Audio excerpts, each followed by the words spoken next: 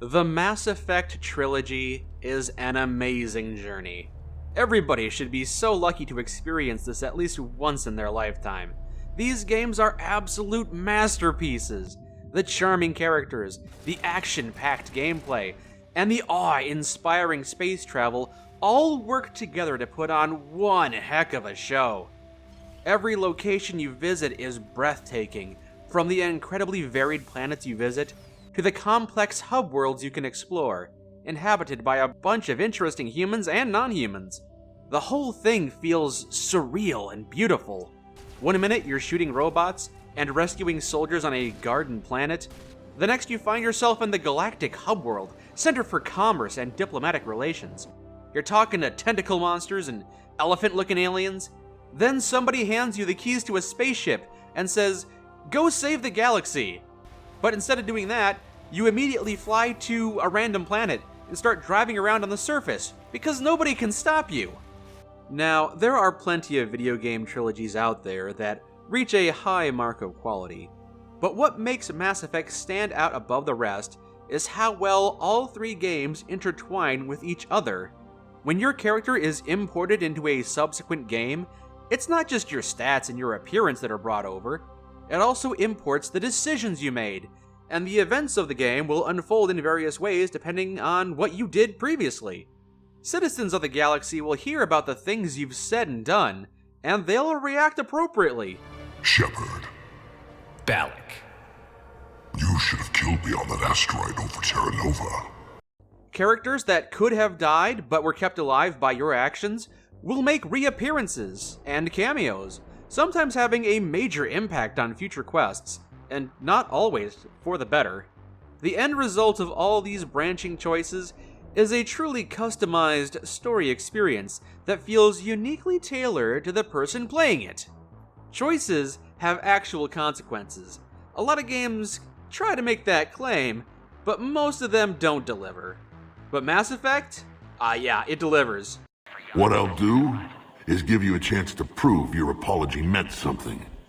Yeah, he's not letting that go. Yeah, well, it's understandable. I did kind of... Screw over his entire race. Yeah. The overarching plot of the trilogy revolves around an intergalactic threat that you slowly learn about as you progress. What seems like a small story of corruption quickly spirals out of control to reveal that there's something out there that poses a bit of an existential threat to all life in the galaxy. On the surface, this is what it's all about, a vague, shapeless mystery that you slowly develop an understanding of and deal with as you progress. But the real focus of the game is actually on the characters, specifically the crew that joins you on your world-saving quests. You'll spend a lot of time talking to them in between assignments, and oftentimes during the mission as well.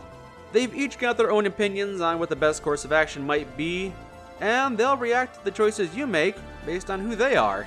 They add a lot of replay value to the game, as you can only take 2 squad mates with you for each mission. So every time you redo a mission with different companions, you're likely to hear new dialogue, or even learn some new and important information. Tarek, what seating you're at? Zaid, You know this asshole, Zaid? We worked together once. since when do you work for so little? Since when are you a goddamn madman? Now, all 3 games of the trilogy are wondrous in their own right, but I would say that each one excels at something in particular. And for the first game, you gotta respect the world building they did. Not only did they need to create a fun game with great combat and role-playing elements, but they also had to draw players in and entice them to make them want to learn about the world. And this wasn't done by giving them a boring codex to memorize. I mean, the codex is there, but you can mostly ignore it if you want to. Instead, the game tells you about its universe through your squad mates. As I said earlier, you're able to talk to them in between missions, and they'll have a lot to say. But as they tell you about their personal struggles, not only will you be learning about them, you'll be learning about the societies and cultures that have affected them. You'll learn a lot about new alien races simply by talking to your teammates about random stuff. And it's not just the aliens either.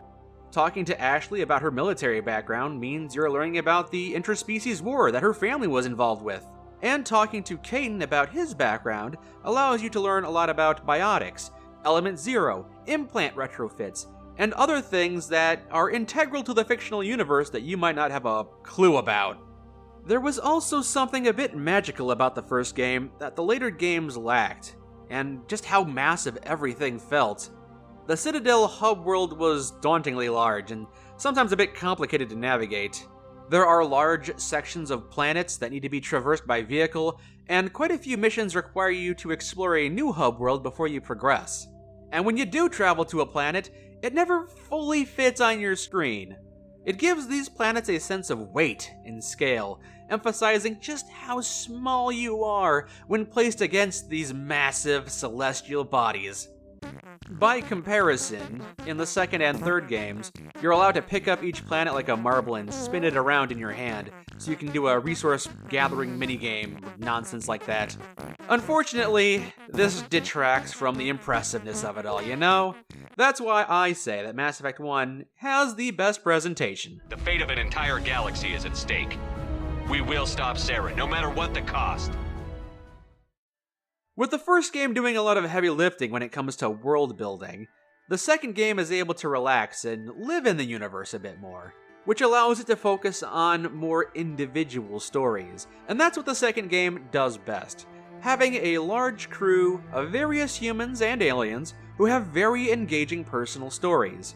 There's 12 possible squad mates to recruit, which is pretty crazy if you think about it. It means you'll be taking 2 members out on a mission while the other 10 sit back in your base and twiddle their thumbs. The quantity of the characters is daunting, and nearly each one of them has a mission to recruit them, and yet another mission after that to make each one of them more mission ready. To put it into perspective, Mass Effect 2 has less than 10 missions in the main quest, but over 20 missions that revolve around either recruiting or improving your team. That's how much effort the game focuses on them. And so this leads into the final game of the trilogy and what it does best, giving you consequences for your choices. Although your decisions from Mass Effect 1 don't have the greatest effect on the second game, Mass Effect 3 is perhaps one of the most divergent games ever made. At this point in the story, many plot-critical characters have the potential to be dead, and the game has to find ways to compensate and adapt while still trying to tell a fairly linear story. For example, one of the early game mission briefings involves an argument between 2 characters, either of which, or both of which, could be dead. That means there's a total of 4 different variations for this one scene. Even more once you factor in that the player is still interacting with them, influencing their conversation, and they're going to be talking about things that you may have done in the past that they disagree with. And that's how it goes for a large portion of the game. Nearly everything has different variations to accommodate for the player's past choices. It's something that's even reflected in your crew roster. In the first 2 games, all players had access to the same squad mates. But in Mass Effect 3, that's no longer the case. There are 8 possible crewmates, but half that roster could be dead, or otherwise unavailable depending on your actions. Which is kind of insane! They put a lot of effort into all these possible squad mates, and they're just dead. So many of them are just dead. So, anyone want to talk about their people's history? Sheila, not even a little bit. So I'm the only one who misses when we used to chat in the elevators back on the Citadel. Yes, because you're terrible. So disappointed. Now, I can't in good faith argue that this trilogy is perfect. In fact, there are 2 big problem areas in my opinion. The first of which is how absolutely clunky the first game is. I'm willing to bet that there were a lot of people who heard good things about the Mass Effect series and tried to play the first game for themselves, but couldn't get past the first 2 hours. It is tedious and frustrating, a combination of janky controls and poor game design. If you'll forgive me for spoiling the first 2 hours of the game, I would like to talk about it in detail and why I think that it misrepresents the entire series and why it is actually the worst part of the entire trilogy. So, first of all, Jenkins is not handled well. The very first thing that happens after touching down on the first planet is a cutscene of your squad mate dying to enemy gunfire. There is no way to see it coming, and there is no way to prevent it. You are given a moment to state how sad his death makes you, or how much you don't care, and then you and your team all collectively move on. There is no point to this character, hardly anybody mourns him, and he almost never gets brought up again. His death has no emotional impact on the player, nor does anybody in the game seem to care all that much. Did he have a family that misses him? Heck if I know! After that, the combat of the game starts, and it is incredibly unintuitive, especially if you're using a controller. When you reflexively go reload your gun in the middle of a firefight, you end up throwing out a hover grenade, sometimes directly into the cover you're trying to hide behind. Unlike later games in the series, Mass Effect 1 only lets you quick select one of your abilities, and that ability is going to be on a 60-second cooldown. You can't have exciting firefights like you do in the second game, where you seamlessly weave your abilities in between gunfire. No, you need to constantly be pausing the game to open your ability wheel and select the power that you want to use. Also, healing is no longer one of your combat abilities, so I keep dying in combat, only to reload from a save where I don't have any health, and I keep dying over and over. And I can see that I have 5 health packs available, but I don't know how to use them. I'm going through the menus, trying to figure out how, and the game just doesn't tell you. I ended up having to Google how to heal in Mass Effect 1 to find out that it's the Y button. Now, to be fair, the mouse and keyboard controls aren't all that bad. All of your powers are easily accessible, and you can set custom key bindings. And in any case, once you've gotten used to the unintuitive controls, it's not that bad, honestly. But that's the thing, players have to spend the first few missions adapting to the awkward control scheme, and unlearning things that have become muscle memory. It can be a real turnoff, and may God help you if you're still playing the original 2007 release, where on top of everything else, weapon accuracy is horrendous. And once you move on from the lackluster controls, there's a time-sensitive bomb defusal mission in the tutorial of the game, in which you have to disarm 4 bombs while under heavy gunfire and do it in under 5 minutes. In the tutorial mission! Then there's the annoying hacky minigames to open every single container, and the inventory management. You'll constantly be having to faff about with this. You have to equip pistols on yourself and each of your squad mates, and then also weapon mods for each of those pistols, light armors, heavy armors, mods for those armors, grenades, mods for the grenades, omni tools, biotic amps. It is a chore!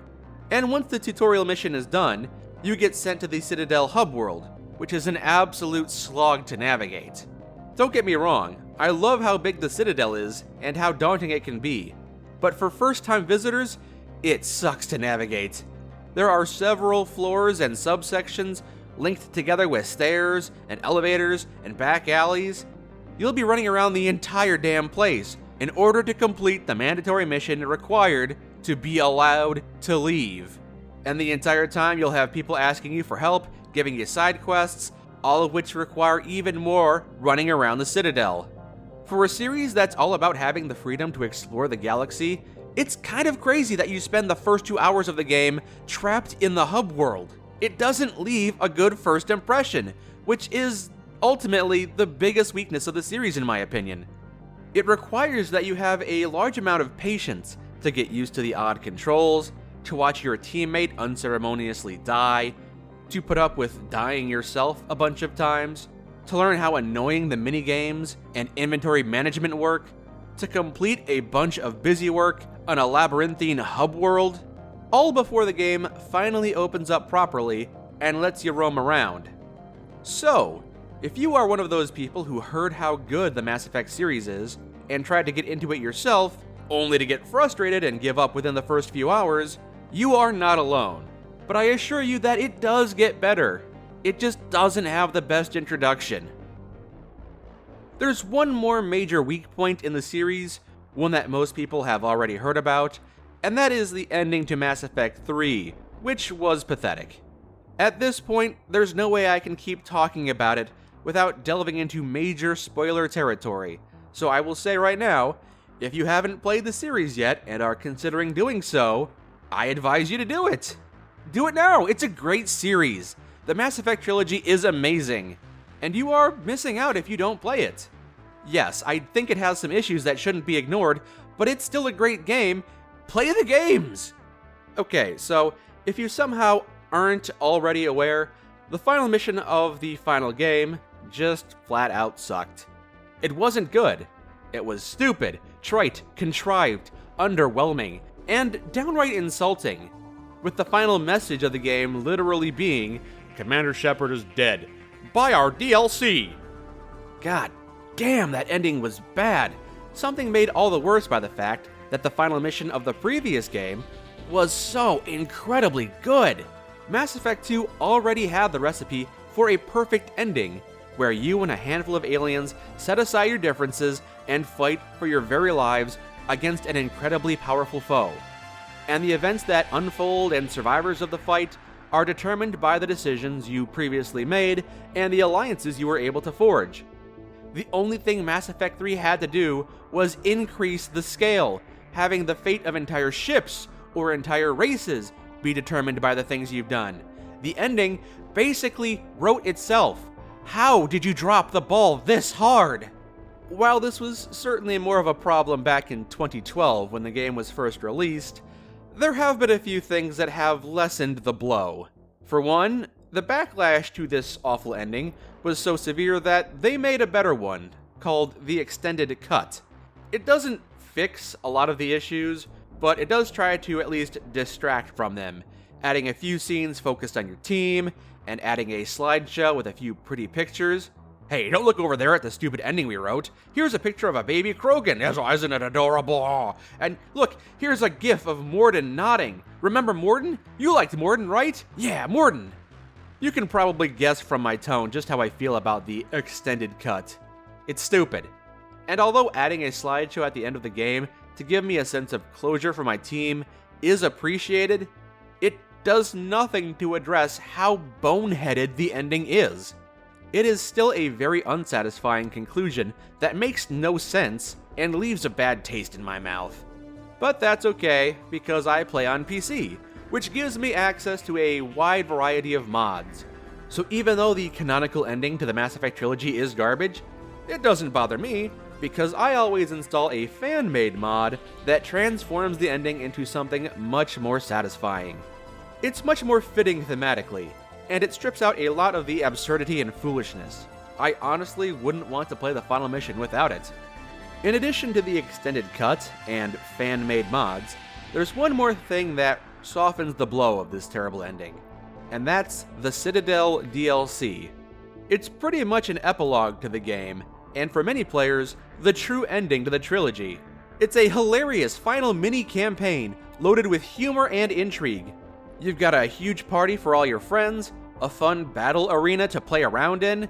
It's campy and it's fun, and it's self-referential to the point of parody at times. Like this. Oh my god! It's joking time. Oh, we were fools to underestimate Joker. Oh no! Yes, you were.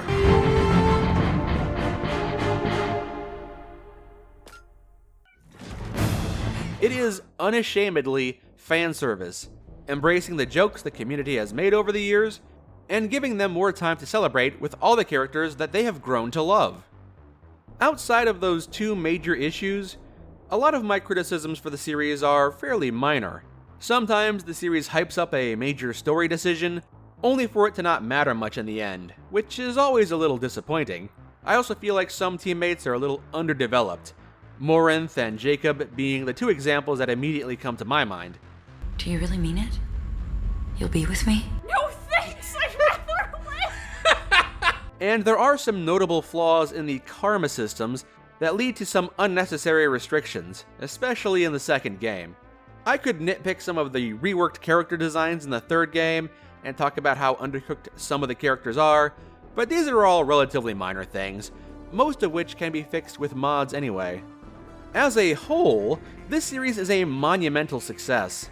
The gameplay is fun, the writing is clever, the characters are enchanting, and the entire journey is highly customizable without detracting from the linear story it's trying to tell.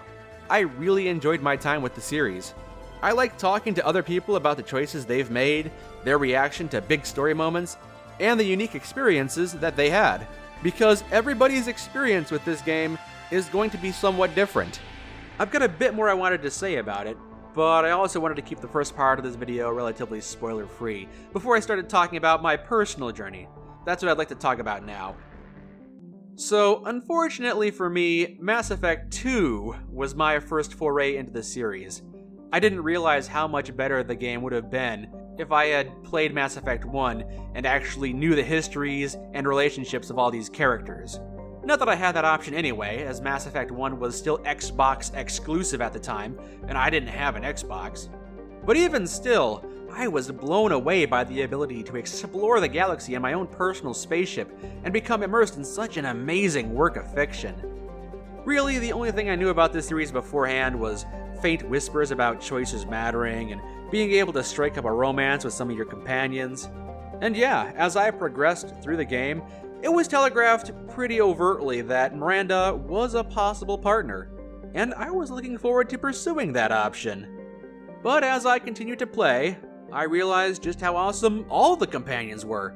Garrus and Grunt and Thane and Warden were all amazing and unique. I could talk for hours about each one. Although I wasn't too keen on Jack in the beginning. Yeah, if you've met her, you know just how hostile and abrasive she can be. But over the course of the game, I found myself sympathizing with her struggles and reaching out to her, which resulted in developing a strong bond of trust. At this point, I still had my sights set on Miranda, but there was a confrontation, she got hot-headed, she called Jack a mistake, and that was not something I was going to tolerate. I do not accept. No, that abuse is not going to stand. I told Miranda off, and from that point on, she and I were on very negative terms. But Jack was grateful that she found somebody that she could finally depend on. And for the first time in a long, long time, she was finally willing to trust again. But then came the suicide mission, and something went wrong for me. I made a miscalculation, and I lost her. Jack died. Over the course of the game, I had gone from being wary of this character to sympathizing and bonding with her. Eventually, I developed a romance with her, and then I lost her. I watched as the woman I loved was dragged away to her death, her final screams echoing in the distance. It was devastating! But I had to keep going. I moved forward. The mission had to be completed. I didn't reset and do the mission over. This was my story, and I was going to live with the consequences of my mistakes. I completed the game and imported the save into Mass Effect 3, and Jack wasn't there, of course. Her name was etched into the memorial on the ship, but she was gone, and there was nothing I could do about that. Later, around the midpoint of the game, I woke up from a nightmare and was asked by a teammate if I was thinking about anybody in particular. And there it was. The option to say, I miss Jack. Jack. Call me crazy, but I miss her. She'd call me crazy too. But I'd give a lot to have her back. I'm sure Jack would appreciate the sentiment. She might. But she'd never admit to it. This moment, right here, felt like it was included almost exclusively for me. Think about it. How many other players would choose to decline romances with other fan-favorite characters, like Tali or Miranda, in favor of the angry and uncaring Jack? How many of those players would end up losing her during the final mission at the end of the game? And of those players who lost her, how many of those players would not go back and undo that? How many of those players would import that save where she's dead into the next game, instead of going back and trying to save her? Not very many, but I did, and the game took the time to give her a small eulogy in between missions. I'm sure for a lot of other players, Jack was just an annoyance, and she always got benched in favor of more interesting teammates. But she was so much more to me, and the game respected that. That is something truly special. Now, my experience here may have been somewhat unique, but there are a lot of great moments in the trilogy that everybody gets to experience. I could talk about dozens of them if I had the time. Morden's loyalty mission in Mass Effect 2 is hauntingly beautiful, as you rummage through the derelict hospital looking for his missing protege.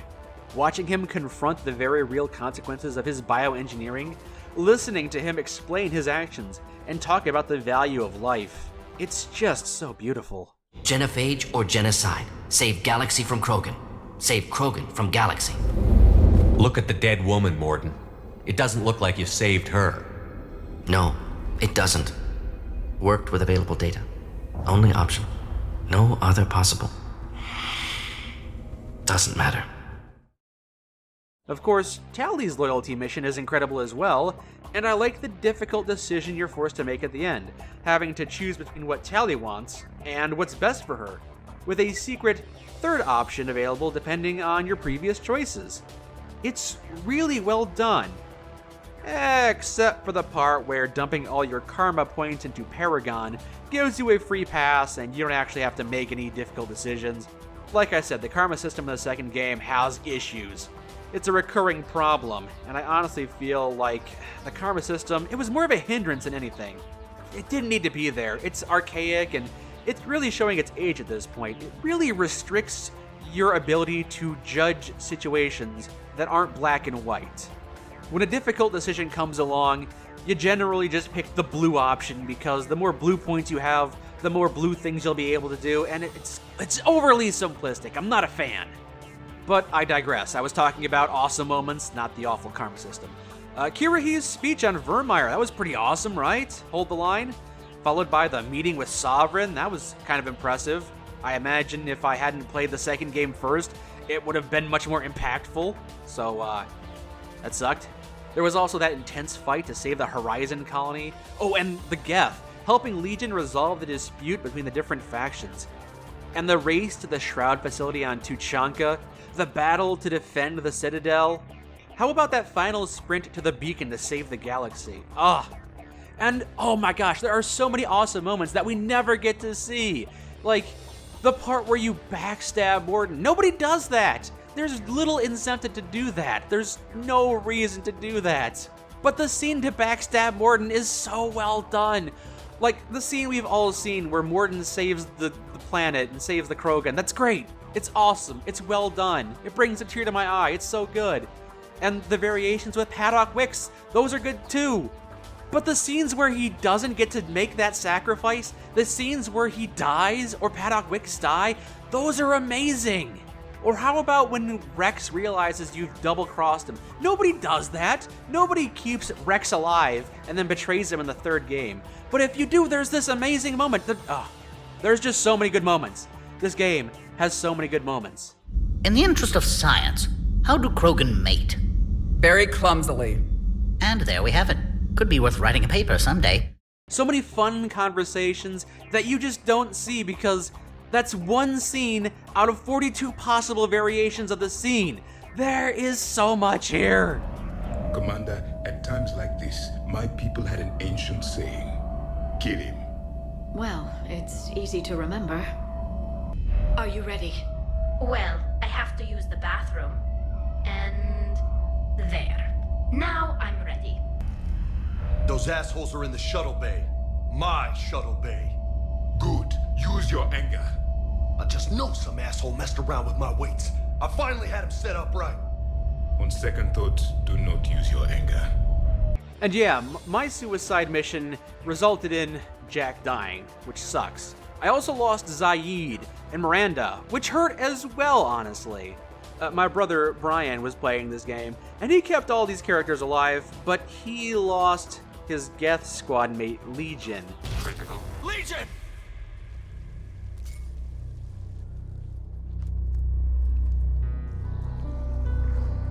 Legion is a pretty awesome character, and losing him during the suicide mission is unfortunate.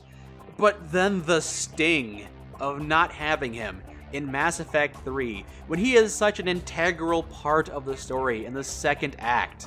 and the Geth VI that replaces him looks so similar.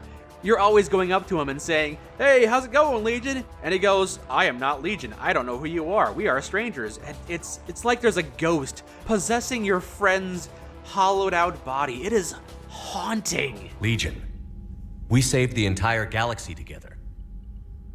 We are not Legion. There is just so much I could say about this game series. And holy cow, I almost forgot to talk about the multiplayer. Yeah, the original Mass Effect 3 had the multiplayer mode. That was a lot of fun. I know a lot of people, myself included, were incredibly skeptical about it being good because the Mass Effect series is a single-player story-based experience. Why is the development team investing time and energy into tacking on some half-ass multiplayer mode, I thought.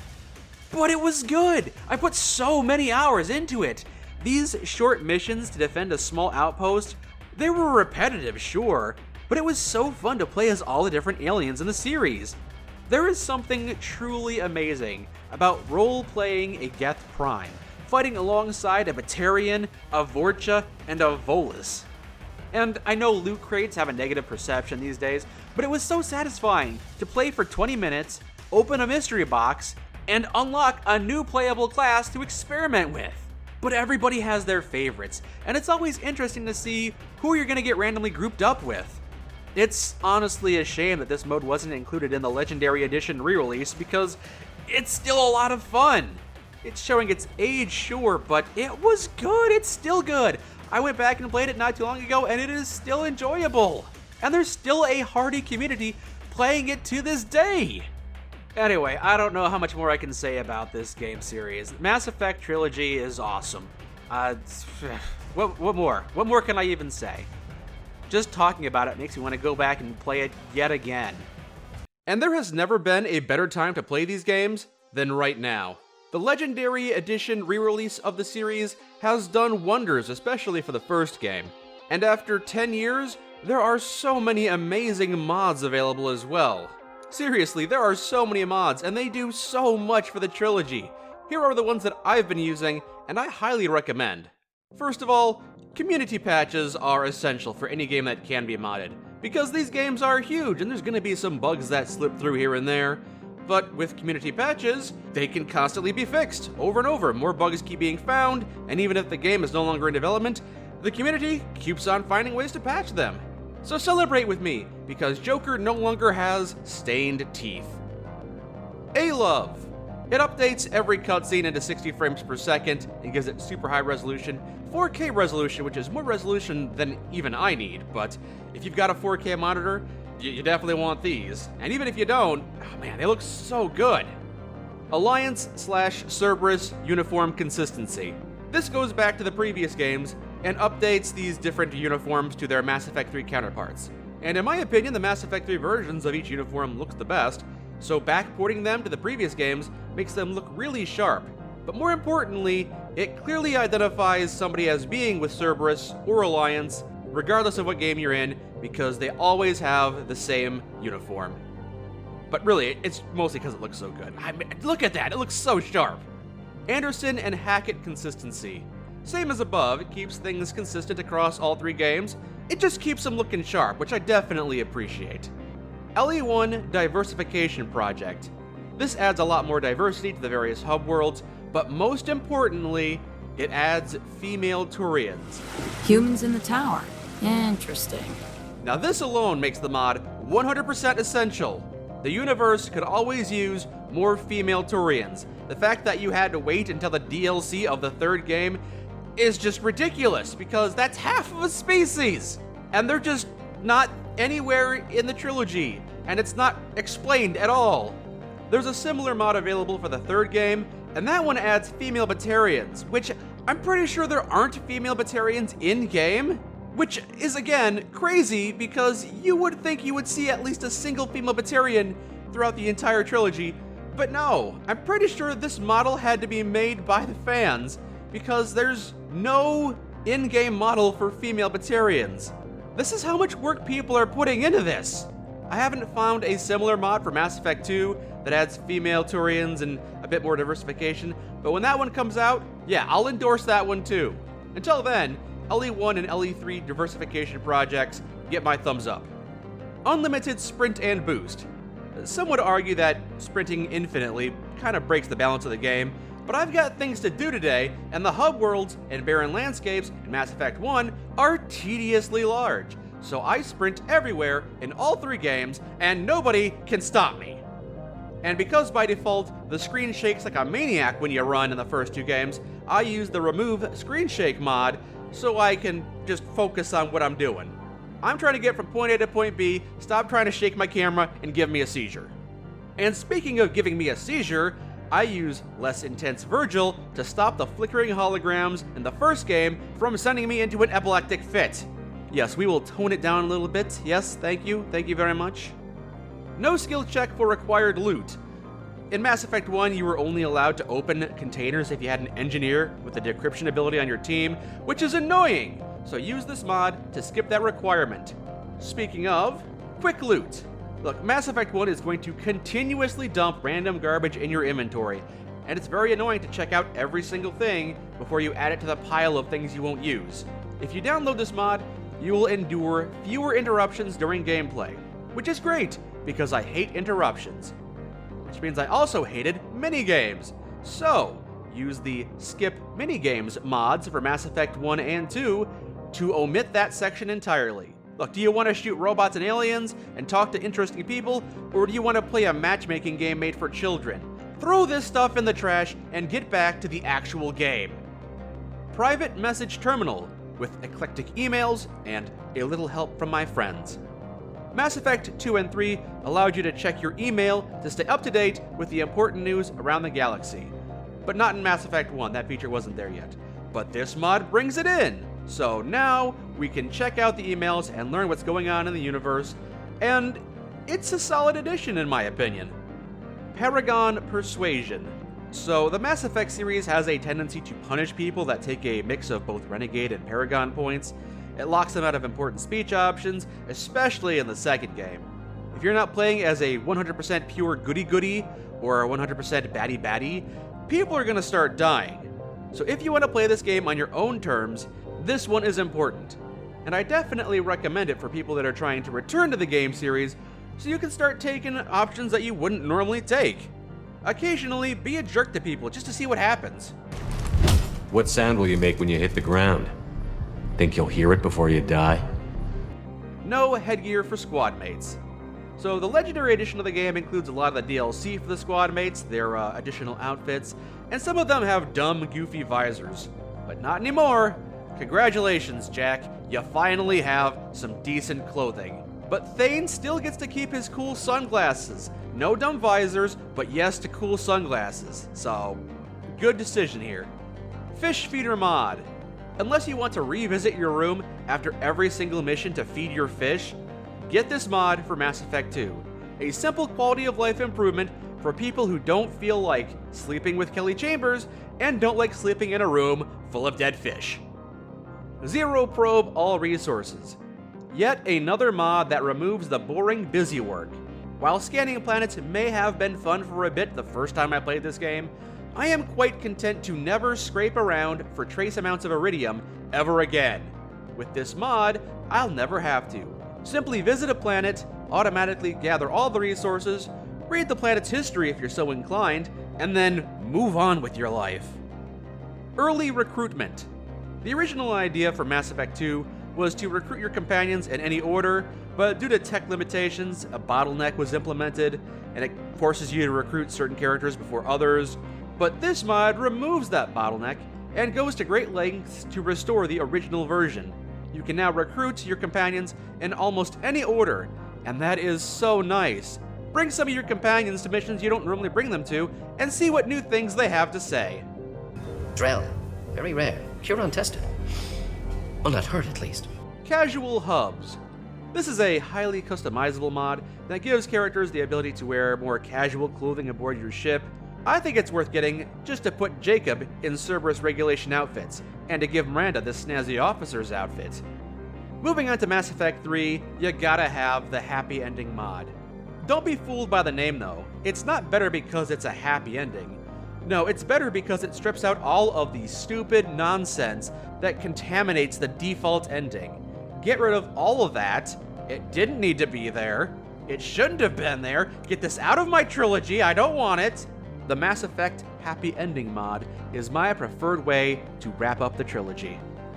In my original playthrough of this game, I had to endure a lot of annoying dreams where I chase a child through a dream sequence. It wasn't fun. I don't like doing it. It's mandatory. It sucks. A few years ago, I used a mod that completely removed those sections, and I felt it was better. But now, there's another mod out there called Dreams Remade, and it blew me away with how much better the dream sequences were this time around.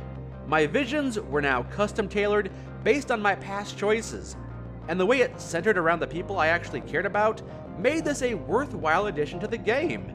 Now I'm actually looking forward to falling asleep after a big mission to see what consequences I dream of. One day there will be payback for all that my people have suffered. One of us will see that day.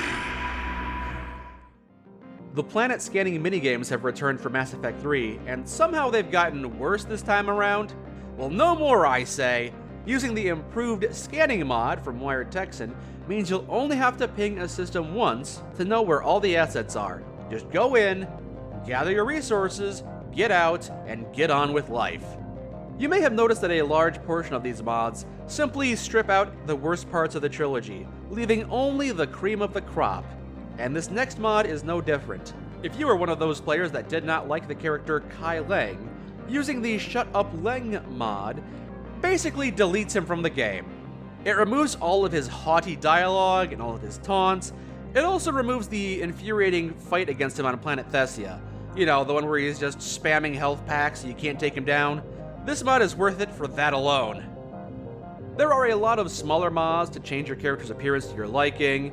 For instance, I've always hated how Ashley started to wear her hair down in combat in the third game. It just doesn't make sense. She's a career soldier. Of course she would have her hair in a bun. Why would she wear it down in the middle of combat? So I used the Ashley Consistency Project, and now she will only let her hair down while at ease on the ship. Similarly, I found Jack's outfit in Mass Effect 3 to be almost as stupid as her outfit from Mass Effect 2. So using the alternate outfit for Jack mod is high on my list when I revisit the game. There are a handful of mods out there that expand the dating pool and make it easier to pursue romances if you're interested.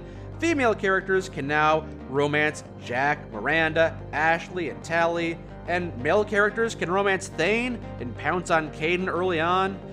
And even if you're not personally interested in having a same-sex romance, it's worth considering downloading these mods and other optional flirting mods to make sure you're not accidentally being thrust into a romance against your will. Because by default, these games make it really easy to accidentally romance someone by mistake. You're kind of hard to compliment, you know?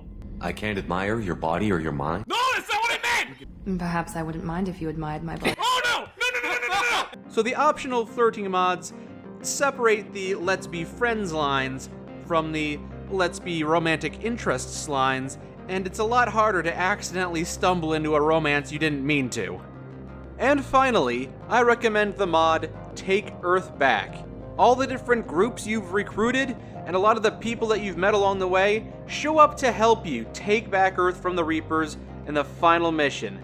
So now, not only do you see your teammates and various human groups, but you'll also see Asari and Batarians if you recruited them, and Geth if they're available, Solarians here, just everything. You get some Vorcha teams over here, but most importantly, the one thing that makes this a hard recommend is the Elcor Warriors. And not only that, they join you during the beam charge. That big dramatic moment, that Elcor Warrior is right by your side.